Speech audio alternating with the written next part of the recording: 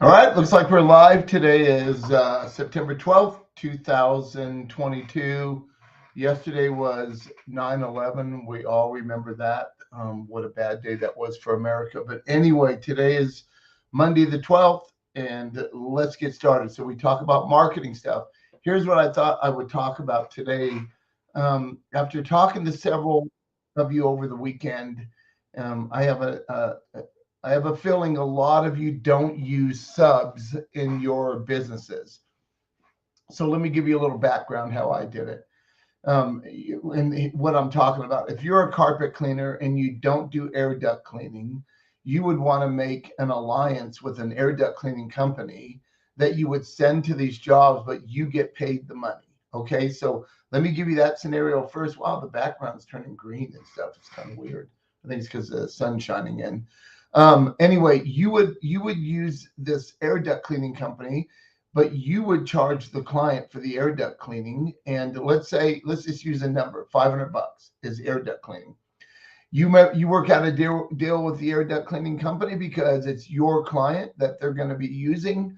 So that they're going to get to do the work for. So maybe you get 10, 20%. I got 30% in my company for people doing remediation work like mold remediation, encapsulation, those types of things, right? And I got 30% when I gave when I brought subs in, because sometimes we were so busy we couldn't keep up with the work, so I would use subs. And my subs were actually former employees of mine. So anyway, I don't need to get into all that. Maybe I'll tell the story at the end if we still have some minutes left. Anyway, you're a carpet cleaner and you don't do air duct cleaning, right? You don't, there's a lot of things you may not do that have to do, you might not do tile cleaning.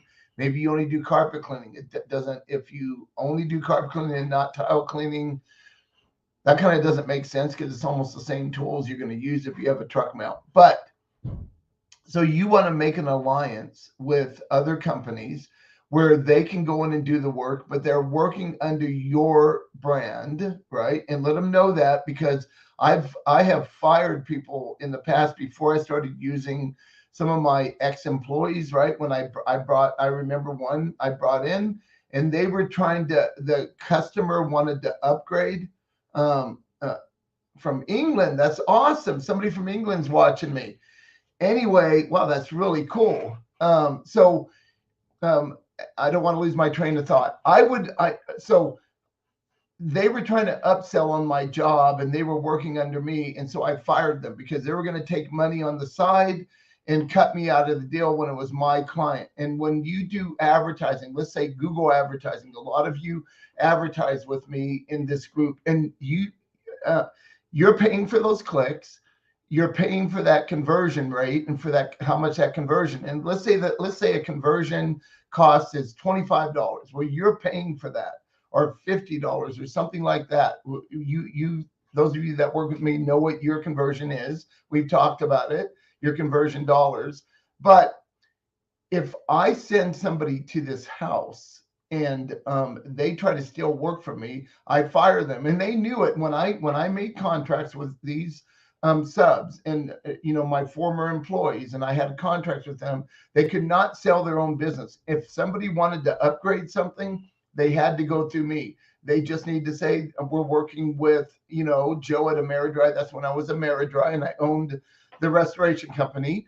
And the client would have to come to me. Now, if they upsold something, I would give them a percent of that. They would get some extra money if it was outside of what they did. Like a lot of times, we did everything. We did roofs, we did remodeling, we can rebuild a house pretty much.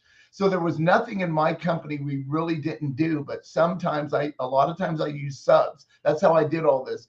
Most roofing companies do not have in-house roofers up there roofing. They use subs, and what happens is a lot of these subs that work for us in the roofing industry, they travel around the country. In Colorado, after hail season, and it starts getting wintertime, they will show up they'll work like, I don't know, like April, usually May through September. They'll work in Colorado and then they'll go to Arizona or they'll go to Florida. they'll go to these places that are warm in the wintertime, maybe Houston. And so these crews will move around.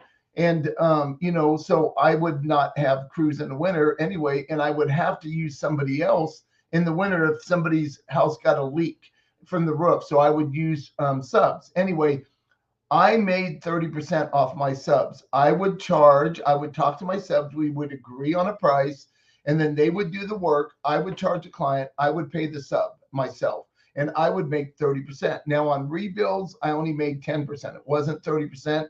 Those of you that do remodeling and rebuilds, you understand it's not the same as tearing stuff out on disaster. If you have a flood and we're tearing out carpet and walls and we're drying your house out with our drying equipment with air movers and dehumidifiers and air scrubbers and heat drying and all the stuff we use to dry a house, those of you that are in my group understand that. We would what's cool about live? When you lose your train of thought, I'm all excited about somebody from England being here, and it's in the back of my head and it's pounding on me, man. It's pretty exciting. But so I lose my train of thought. The thing about live streaming is you get to see all the mistakes. And so what's really cool about it is nobody's perfect. There's not a perfect person in this world, and we all make mistakes, right? So and I'm making mistakes for all of you to see. But anyway, I love using subs on things that I didn't do or I couldn't keep up with because I make money on it. My last year in business, we did about, 178,000 in money from subs, okay, from sub work. But you got to understand, I had a big business. We did a lot of work. You're probably not going to make that. But think about it. You're a carpet cleaner. There's a reason why I'm talking about this today, because I just talked to one of my clients about this.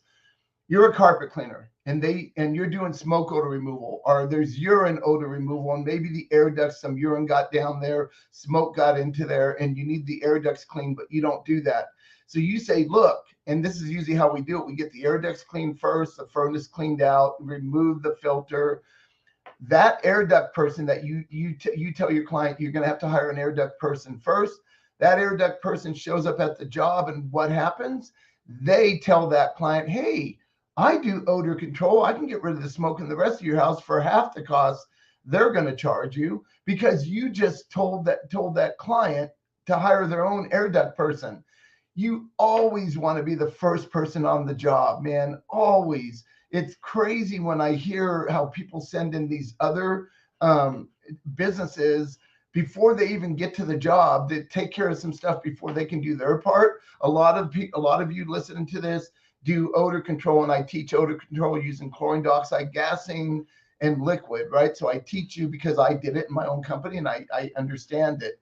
So now you're sending in another company, and sure, they want all the work, right? That's almost like I have an ad agency, right? It's almost like me saying, oh, I don't do SEO. Why don't you just go find an SEO company first and then come back and let's talk about, because they want a website built, right? Or they might want to do some Google advertising, but they want to do SEO for this new website that we might be building. And I say, look, you need to find you an SEO company. We don't do SEO. I would never do that, because that SEO company is going to sell them everything else that I do, because most ad agencies do all of it. And if they don't, they're white labeling with somebody else, right? They're saying they do it, but they have another company doing it. White label, real quick, means I don't do SEO, but Jim does SEO. Jim does all the work, but it looks like I'm doing the work because I'm talking to the client, but they're doing it in the background and they're getting no glory for them starting to rank. I'm getting all the glory. That's white labeling. So in the background, somebody else is doing the work, right? Never send somebody else to your job that can do what you do, because it's inevitable they're going to try to sell what you're trying to sell them in the beginning, the odor control. So let's just keep it on odor control. All right. Now, okay. So you're a carpet cleaner. You don't do tile cleaning. You don't do air duct cleaning, but you're going to tell your client to go find somebody else. They're going to end up usually getting the whole job. That's why you never hear back from that client. You always want to be the person on the job first, having the contract signed, and then find yourself some subs. Find yourself somebody that can do the work that does good work. You're not going to just grab anybody. Try a few people out and test them out and see how well they do their job. Because if you're in my company, when I owned Ameridry, we gave 150% always, right? We always went above and beyond. If we were supposed to show up at 1 p.m., we showed up at 12:45. If we said we were going to clean the carpet, we also cleaned the baseboard, right? We always went above and beyond. We moved furniture, we put it back, we put things under furniture. So we did a really good job at cleaning. I was a big believer in always doing more than my competition. Now, if you send somebody in there that is giving 50% quality, that just reflected on your job. It doesn't matter how great you are.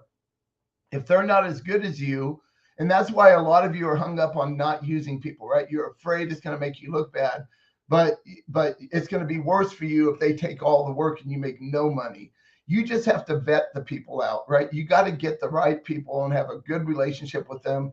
Go check out some of the work that they've done. I mean, you're going to start using them. You're using your marketing dollars to get them in the door, right? But they're getting in the door as you.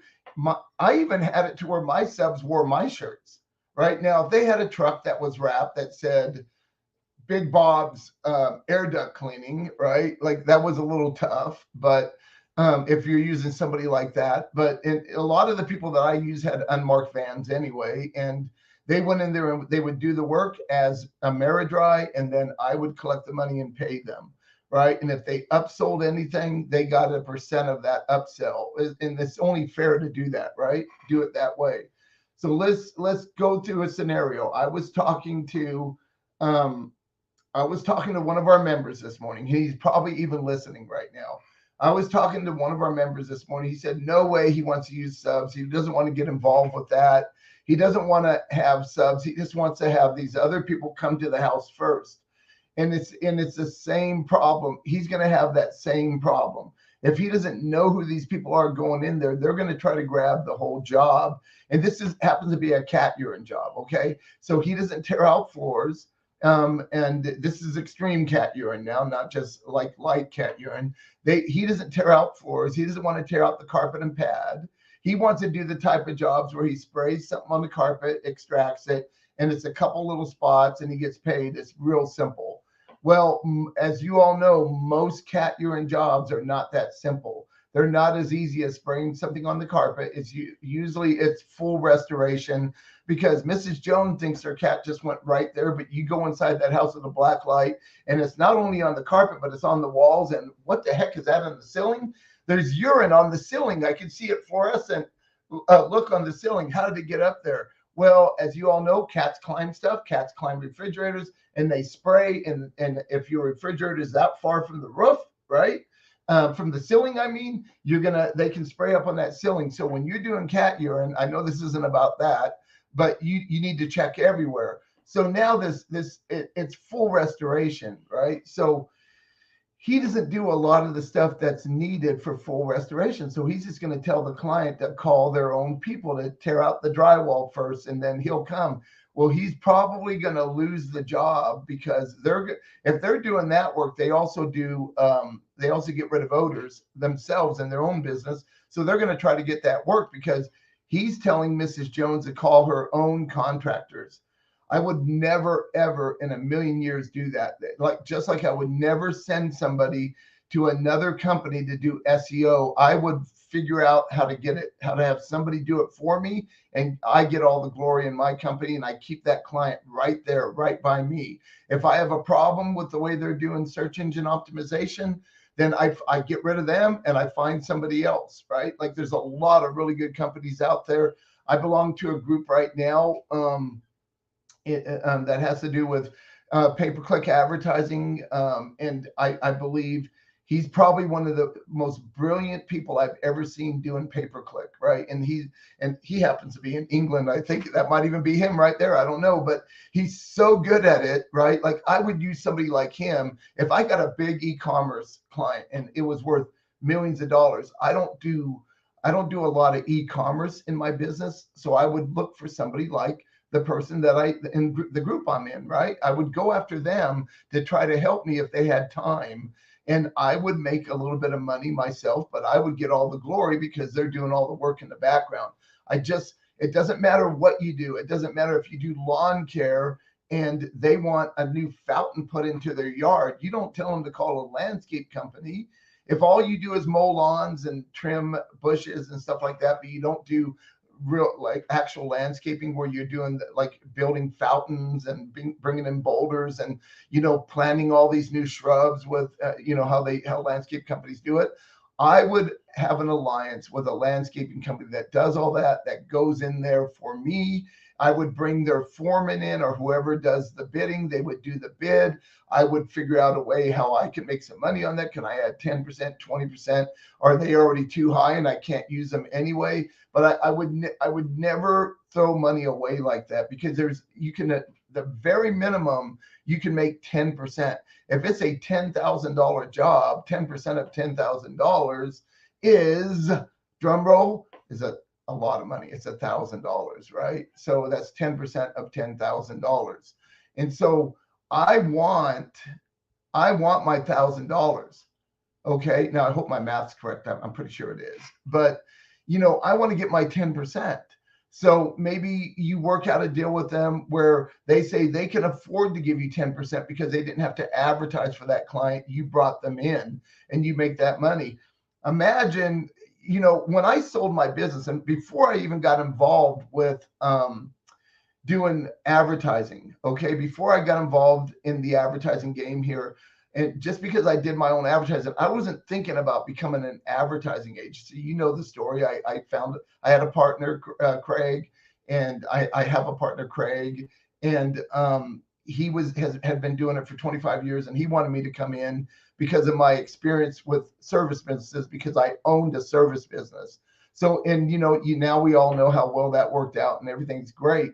But you know what my real plan was? I was thinking this. I was tired of having all these employees and, all the headaches of working 24 hours a day. Restoration companies, floods don't happen at, noon. They happen at 1 a.m. And so it was constantly a lot of pressure. And your clients in the restoration industry, of course, are always in a panic because their house is flooded or burnt to a crisp, right?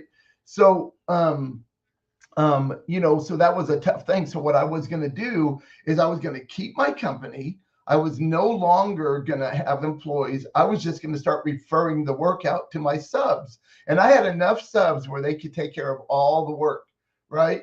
And so I was basically just going to be a call center and answer the call, because it was going to come to me because I was marketing and everybody knew my brand. And, I had several brands. Those of you that have known me for a while know that. My roofing was Restoration Colorado Roofing. Mold Free Now was my mold company. AmeriDry was water damage. Great American Floors was my flooring company. Oh my God, how did I answer the damn phone? We just started to have to say, hello, how can I help you? But anyway, I was just going to start subbing all that out and just make money doing nothing, answering the phone. That's all I was going to do. Right. And then Craig came to me and asked me to join him. And it took me a few months to decide I was going to work with somebody else, because having partners is tough, right? Especially when you're an entrepreneur and you're aggressive yourself. Sometimes it doesn't work. But Craig and I have worked really well together, and it's worked out real well. So I was going to do that because it's so lucrative because of the type of money I made. In the ad agency game, a lot of agencies out there do white labeling, like I was saying, because, if all I do is build websites, I'm a website designer and that's all I do. I don't do Google advertising. I don't do Facebook. I don't do LinkedIn. I don't do Instagram, TikTok, Google ads, all that. I don't do YouTube advertising. I just build websites. I'm a web design company. Well, when you have a website built, those of you probably heard my story of this. When you build a website, right, you have this website, and let's look at the website as a Ferrari. Okay. So this really cool candy apple red Ferrari just got built for you. It just came off the factory line. And now you pull it into the garage and you're looking at it through your garage door thinking, oh my gosh, what a beautiful red Candy apple red Ferrari. I love this thing, but you're the only one that knows about it because it's in your garage. It's parked in your garage. That's the website I just built. Nobody knows about it except me, or unless I bring my friends over and I say, check out my new Ferrari, and they're all like, wow. Okay, so now with SEO, you hire a company that does search engine optimization that knows how to do it correctly. If I'm a web designer, I'm going to partner with somebody and I'm going to say, yes, I do SEO, and I'm going to use another company to do the work for me, white labeling, and I'm going to look like we do it in our company. Okay. So now that Ferrari backs out of the garage and it heads to Main Street and goes down Main Street. Now you got hundreds, if not thousands, or tens of thousands of people, depending on where you are in New York City. It could be tens of thousands of people looking at that Ferrari going by, thinking, oh my gosh, look how beautiful that is. Think of Main Street as the first page of Google. You're not getting to the first page of Google without doing some search engine optimization. A lot of companies out there that build websites will say, oh man, I build the website, it's search engine optimized, it's going to rank. That's bull crap. There's a lot that needs to happen, right? There's all these different things. There's having the right kind of backlinks, right? Not crappy ones. There's citations. There's, now there's helpful content, that the new Google update. And so you really got to know what you're doing. And if you don't, I would use another company, if that's all I did, to do that for me. And I would say I did it. Just like you doing carpet cleaning or odor control, or maybe you do restoration work, but you don't do carpet cleaning, or you don't do, that doesn't make sense. If you're a restoration company, you're going to do carpet cleaning. But you know what I mean. Anything that you don't do, most of you do smoke odor removal. I've taught you how to do cigarette smoke odor removal. They've smoked in the house for 20 years. And I've taught you how to get rid of that odor using our products, right? So you can do that, but you don't do the air ducts, or you don't clean carpet. We have some people that are odor specialists with us, that do advertising with us, but they don't do carpet cleaning. You're going to need to have that carpet cleaned when you're done, most likely. So you need to hire a company that can clean the carpet that works with you. Now, let's say it's 1,000 square feet, right? And they charge 50 cents a square foot. You're going to get that price.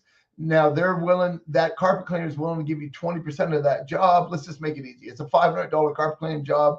You're going to get $100. They're going to make $400. They would have made no money, or they would have spent almost that much advertising anyway to get that client. And now you're going to market the carpet cleaning to those clients, like get your carpets cleaned every year. You're going to use your company just like you do now. If you're not collecting, people's names and phone numbers and emailing them, that's kind of crazy in itself, man, because your business is worth nothing without a database of people, right? It's worthless, because I'm going to come into town, start marketing, and take over anyway. So you better be doing something to keep me away from you. So now you're marketing that carpet cleaning every year. You already know this carpet cleaning is doing all the work for you, right? They're doing this great job. They're going to do the job for you. You're going to make your $100, right? It costs nothing for you to email your clients. It's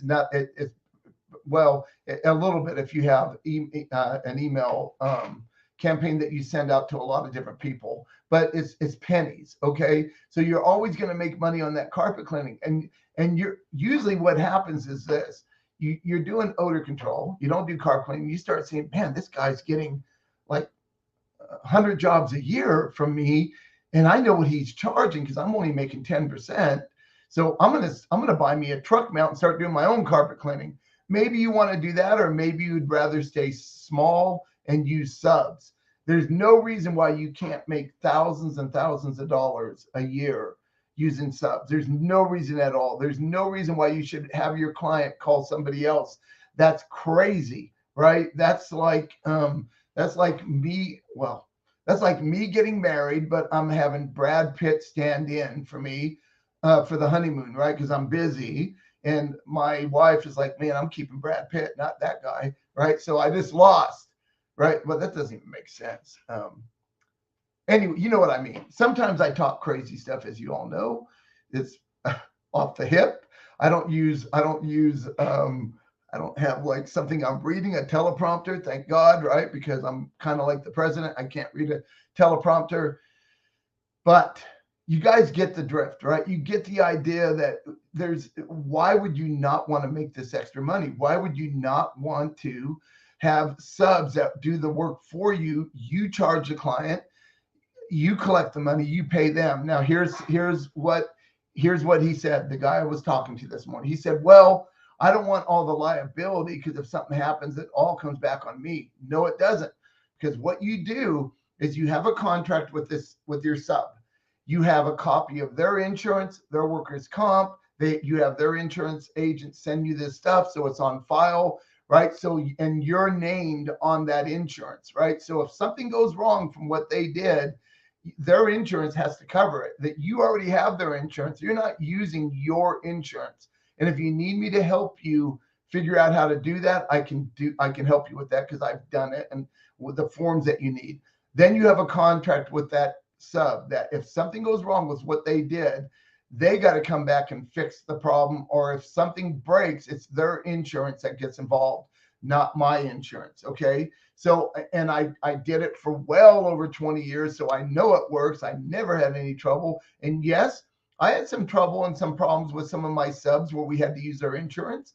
Absolutely. But it always worked out because I set myself up to succeed by having their insurance, their workers' comp. And if they're an owner operator, they can opt out of workers' comp. Okay. So in the USA, they can opt out of workers' comp and they can't come after you if they get hurt. And so I even have those forms if you need them. So I'm blown away by the fact that a majority of you do not do that, do not want to make that extra money, or are afraid to do that when it's so simple and it's so lucrative, and you control the job. If you're paying to get that job, don't you think you should control it? Don't you think that if you're paying me to advertise for you and you're paying for those clicks and it costs you X amount of dollars to get in that door, and understand, it doesn't matter if conversion cost is $50.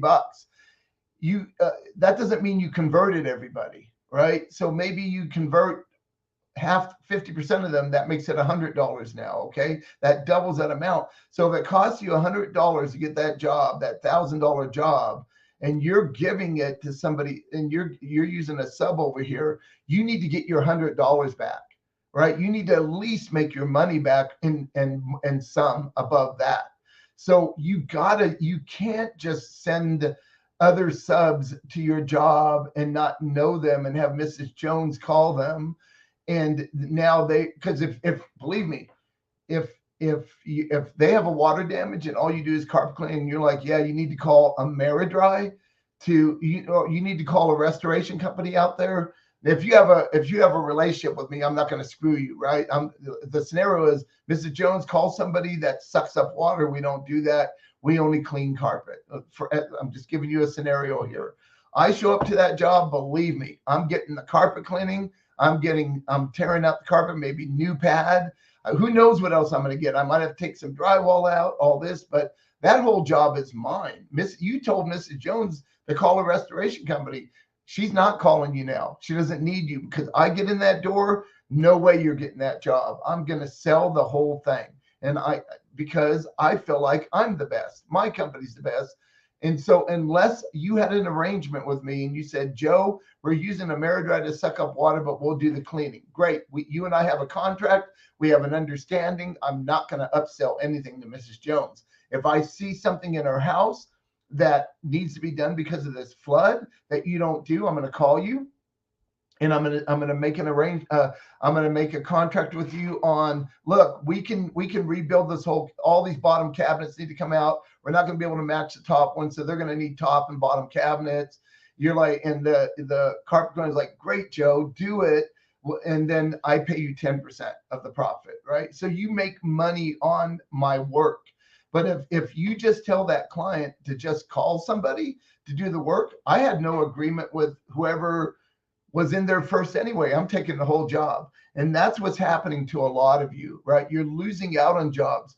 If you need help finding subs, just get a hold of me. Call me. I'll help you. I'll show you how to do it. I'll show you what you need from them, the type of insurance you need from them, how you can be protected from a workers' comp claim from your subs, and how you can be protected from them stealing your work. I'll show you that, the type of contract that you can use with these subs. But don't give the work away. Never tell that client to call somebody else first and then call you back, because you're not getting called back. Because if they're any type of a business, if they have any, if they know how to sell, they're going to sell the whole job. You're not getting called back. You just paid $100 for that lead, and you just lost the whole thing because you gave it away. Thank you all so much for watching. I could talk about this for a lot longer than this, because I could probably be showing all the forms and everything, but it's 30 minutes. Thank you for being live from England. That is pretty cool. I'm pretty excited. It made me a little nervous, so I screwed up a little bit, but yeah, that's what live's all about, right? None of us are perfect, and none of us have ever been made to be perfect, and we all make mistakes. I'm just brave enough to be live on here and just start talking about stuff that I know. And yes, I'm going to make mistakes, but if I make a mistake, I'm going to try to correct that. And if I can't correct it, I'm going to get the answer for you. And you all know that. I've been working with a lot of you for almost 7 years now. God bless. Have a great day. Thank you so much. You absolutely can email me. Yes. Do you need my email? Here, hold on 1 second. Email this,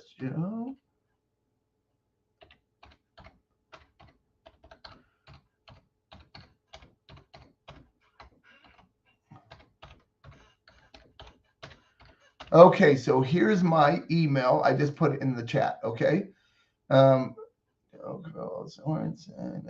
Okay, there we go. All right, so now you can see my email, and you can go ahead and email. Thank you for being here today, everybody. If you're watching the recording, remember you can leave comments. I'll get back in and I'll try to reply to any comment you have. Okay, have a great day. Have a great Monday, the 12th of September, 2022. All right, God bless you all. Have a great day. Bye-bye.